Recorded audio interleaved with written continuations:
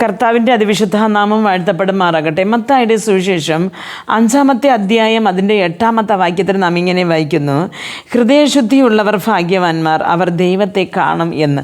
ഇവിടെ ഹൃദയശുദ്ധിയുള്ളവർ ഭാഗ്യവാന്മാർ, അവർ ദൈവത്തെ കാണുമെന്ന് പറയുന്നത്. അപ്പോൾ ഹൃദയശുദ്ധി ഉള്ളവർ എന്ന് പറയുമ്പോൾ പാപമേ ചെയ്യാത്തവർ എന്നല്ല.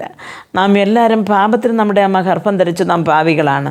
പക്ഷേ ജന്മഭാവമുണ്ട്, പാവങ്ങളും നമ്മുടെ ഉണ്ട്. അപ്പോൾ ഒരുവന് എപ്പോൾ ക്രിസ്തുവിലോട്ട് വരുന്നു, ആ പാപങ്ങളെ ഏറ്റുപറഞ്ഞ് നാം ഉപേക്ഷിച്ചിട്ട് അടുത്ത് നാം ക്രിസ്തുവിൽ ഒരു ജീവിതം നാം ജീവിക്കുമ്പോൾ അതൊരു ശുദ്ധമുള്ള ഹൃദയമായിട്ട് ദൈവം മാറ്റുന്നു. അപ്പോൾ ആ ഒരു അവർക്ക് തന്നെ ദൈവത്തെ കാണുവാൻ പറ്റും എന്ന് പറയുന്നു.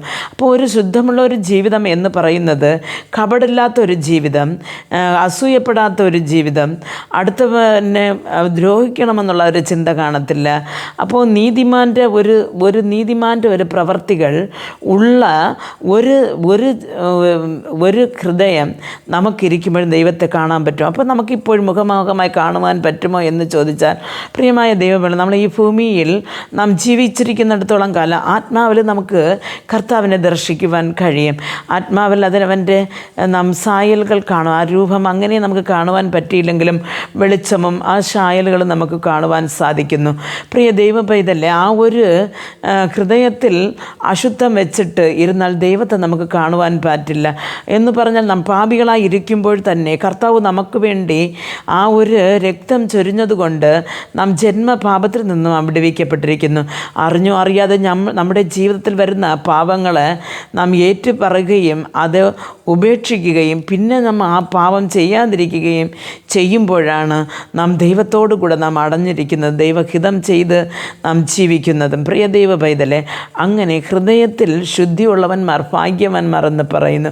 നാം ഈ രാജ്യത്തിൽ വെച്ച് നാം ഇപ്പോൾ ആത്മാവിൽ ദൈവത്തെ ദർശിച്ചാലും നാം കർത്താവിനോട് കൂടെ ഒരു നല്ലൊരു ജീവിതം നാം ചെയ്യുകയാണെങ്കിൽ നമുക്ക് മഹത്വത്തിൽ ദൈവത്തെ മുഖാമുഖമായി കണ്ട് സന്തോഷിക്കുവാനുള്ള ഒരു കൃപ ലഭിക്കും.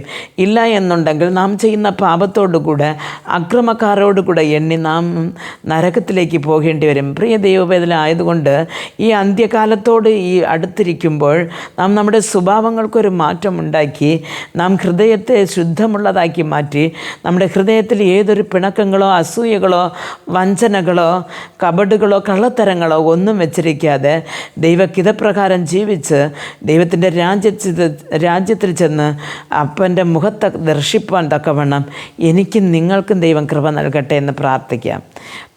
ഞങ്ങൾ അതിവാത്സല്യമായി സ്നേഹിച്ച് വഴി നടത്തുന്ന ഞങ്ങളുടെ സ്വർഗസ്ഥ പിതാവേ, കർത്താവ് ഈ മെസ്സേജ് കേട്ടുകൊണ്ടിരുന്ന അങ്ങയുടെ പൈതങ്ങൾ അപ്പൻ്റെ കരങ്ങൾ തരുന്നു. കർത്താവേ, ദൈവമേ, ഞങ്ങൾ ഈ ലോകത്തിൽ പാപം ചെയ്ത് അശുദ്ധമുള്ള ഒരു ഹൃദയത്തോടുകൂടെ നാം ഇവിടെ നിന്ന് മരിച്ചാൽ നിർബന്ധമായിട്ട് നമുക്ക് നരകത്തിൽ തന്നെ പോകുവാൻ സാധിക്കും. അങ്ങയുടെ മുഖത്ത് നോക്കാൻ ഞങ്ങളുടെ രാജ്യത്തിൽ വരുവാൻ നമുക്ക് സാധിക്കുന്നില്ല. പക്ഷേ ഞങ്ങളുടെ ജീവിതത്തിലെ കുറവുകളെ ഞങ്ങൾ ഏറ്റുചൊല്ലി കർത്താവെ, ഇനി ആ കുറവുകളിലേക്ക് നാം പോകാതെ ക്രിസ്തുവിൽ തന്നെ അടിയുറച്ച വിശ്വാസം വെച്ചുകൊണ്ട് അങ്ങയുടെ മുഖത്തെ ദർശിക്കാനുള്ള ഒരു കർത്താവ് ആഗ്രഹത്തോടു കൂടെ കർത്താവ് ഓരോരുത്തരും മുന്നേറി വരുവാനും അങ്ങയുടെ രാജ്യത്തിൽ വന്ന് അങ്ങേ കണ്ട് സന്തോഷിപ്പാനും ഓരോരുത്തർക്കും കൃപ നൽകണമേ എന്ന് പ്രാർത്ഥിക്കുന്നു.